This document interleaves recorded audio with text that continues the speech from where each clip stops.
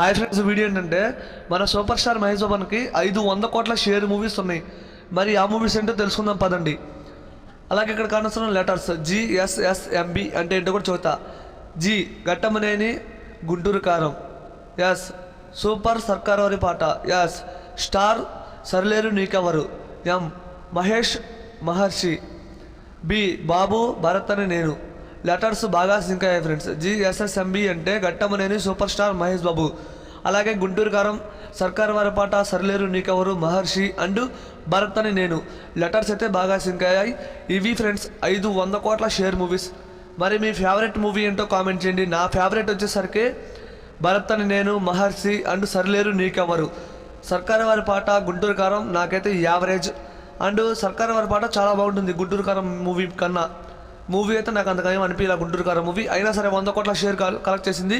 ఈ వీడియో నచ్చితే ఒక లైక్ చేయండి.